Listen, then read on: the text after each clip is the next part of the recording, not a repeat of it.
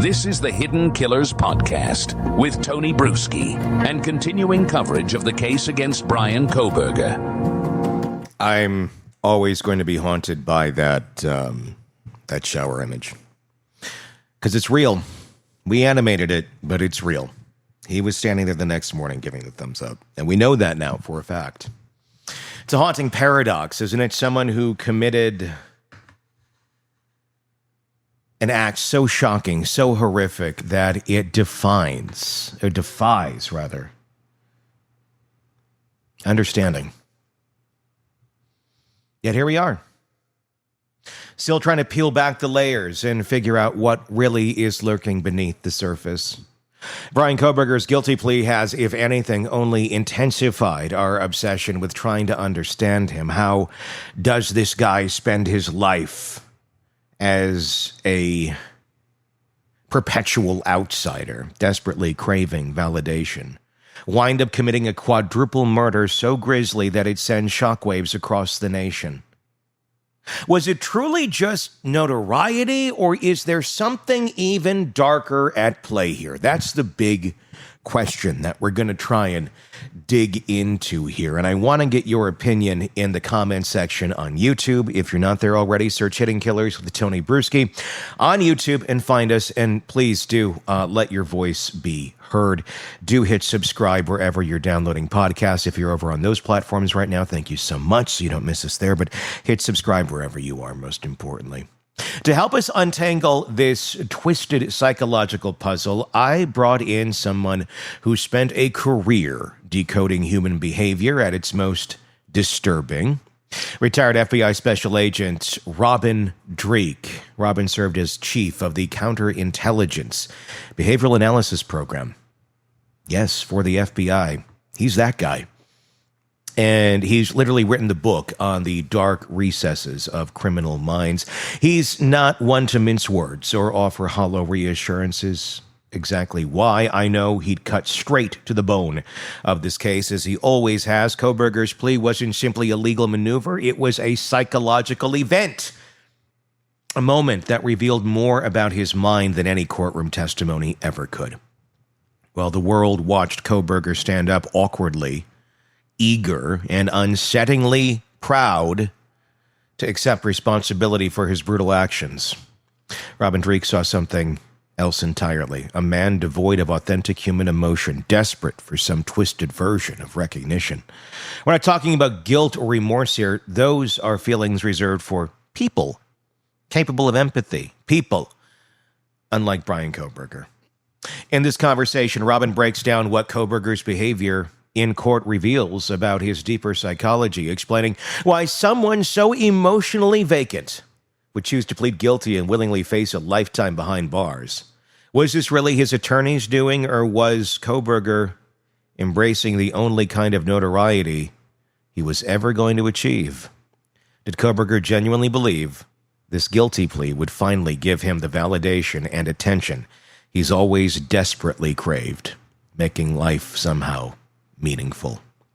Robin's also going to dive into the difference between conviction and confession, and why one may offer a kind of closure the other simply can't, especially when you're dealing with a man like Kohberger, whose emotional landscape is as barren as his moral one. As we go deeper into the chilling motivations, we have to ask ourselves, is this the kind of recognition he always desired? Or is it simply making peace with the monster he became? Let's jump straight into the mind of Kohberger, guided by the insight of Robin Dreeke. Robin, let's start right here. What exactly did you think Kohberger was thinking as he chose to plead guilty? I'm hard-pressed to think, again, we're always in a world of conjecture without the individual telling us themselves, but I'm hard-pressed to think it was his idea. From the very get-go, Tony, when Ann Taylor got involved, his really skilled attorney, we saw right from the beginning, she was doing all she could to save his life. As the case got more and more in depth and more was revealed about the data points they have, the evidence they have, it became more and more of a lost cause to say that there's any chance he's innocent. And when you throw that on top of it, started being leaked out how much the mother was playing a role in it as well, about his innocence and being just involved.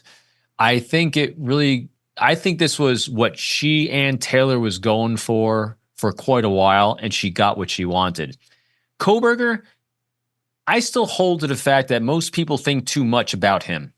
In a sense, there's not much going on. He is a raw animal looking for emotional response he's been craving his whole life because he never gets it. People kept using terms, you and I were talking beforehand, I've been on the news a couple times talking about this, and people keep using words like they ask, do you think he knows he's guilty, or does he think he's guilty? Guilty is an emotion. Does he know he did it? Yes. That's a fact. Guilt's an emotion. Does he have remorse? Remorse is an emotion. He has zero effect in that courtroom because he has none.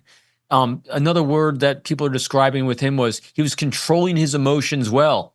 No, he wasn't. There's nothing to control. It was what you saw. What you see is with him. He's an empty shell that's constantly seeking more exploration of stimulus to make him feel alive. And I'm sad to say this because I think it's going to cause at least half the family's little pain. I want to talk about that too, about what a confession means versus a conviction. Psychologically, hopefully it'll help. But I think he's looking forward to jail. Yeah, that's what I'm wondering about all this. It's new. The phrase you use are exploration of stimulus to make him feel alive.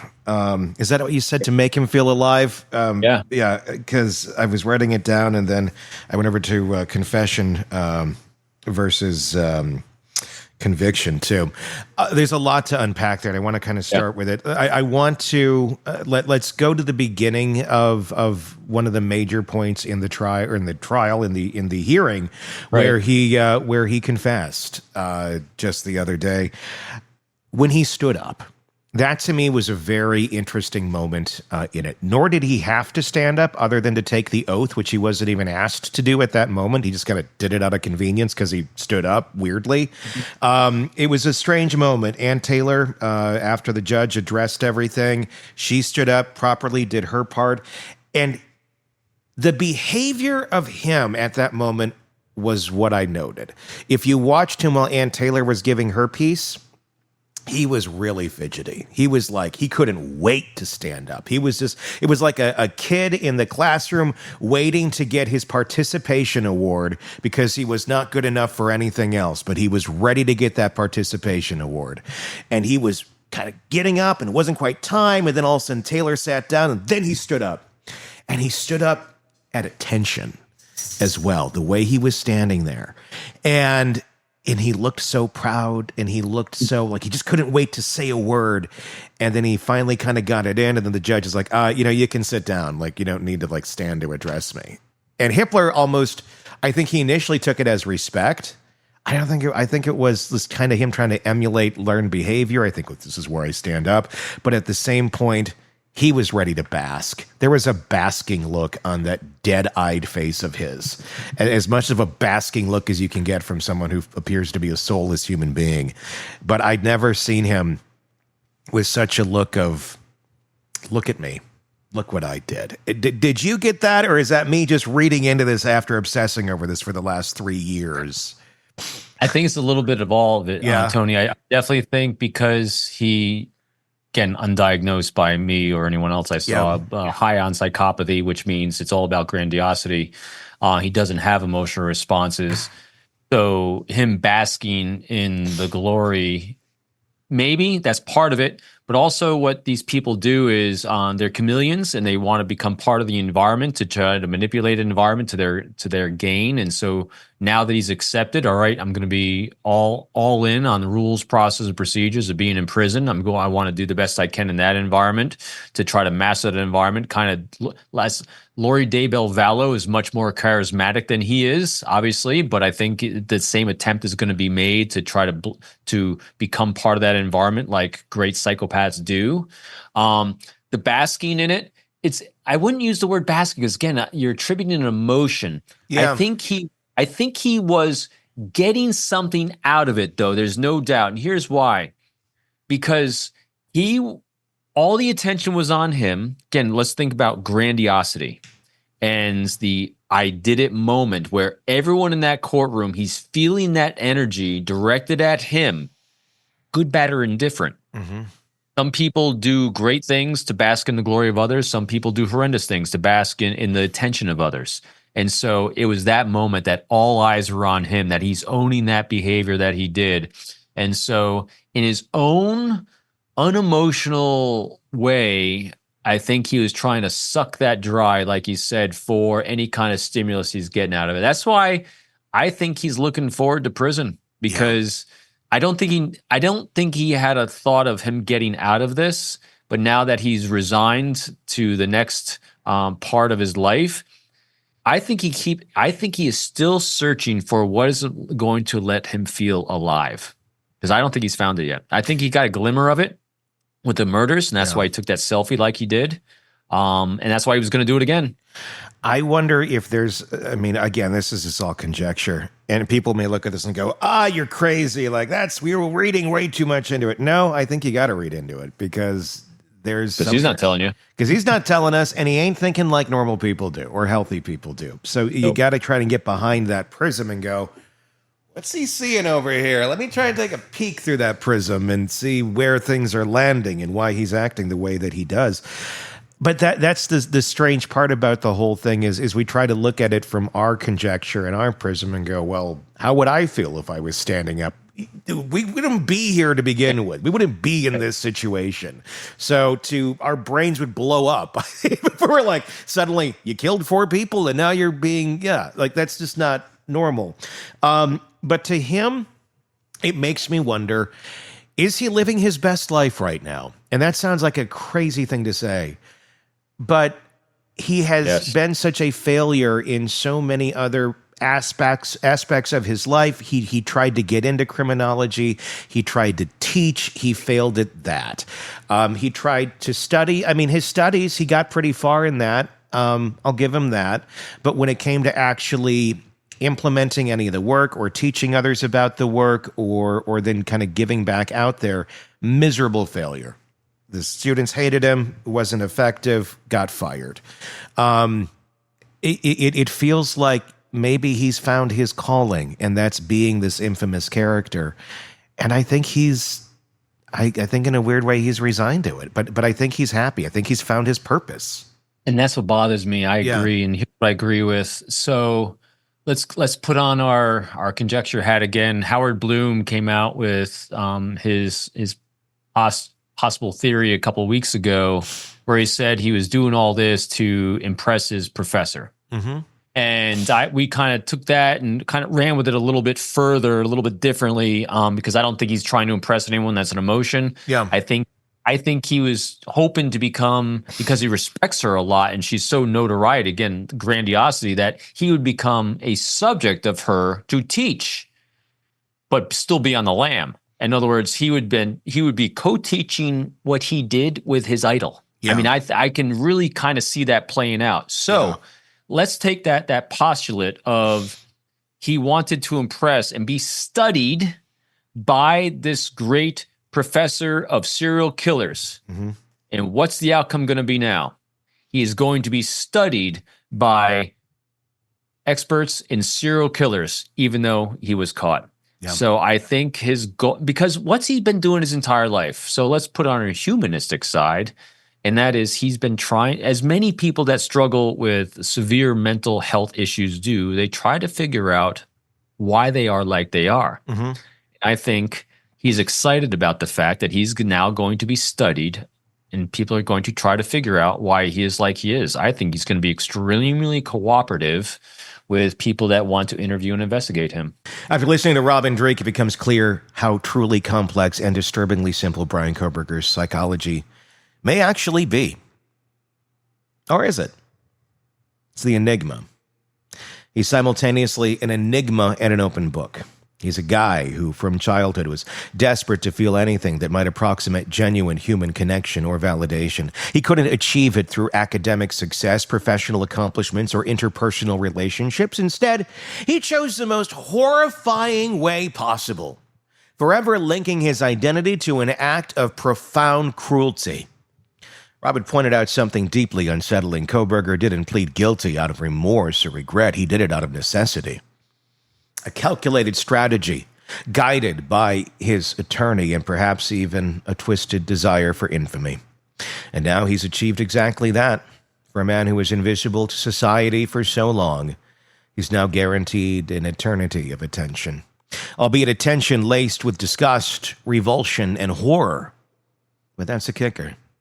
To someone like Kohberger, negative attention may just be as valuable as positive attention because in his fractured psyche, it confirms he's finally seen. But let's pause to reflect on one of Robin's most provocative insights. Is Kohberger actually looking forward to prison? That might sound absurd.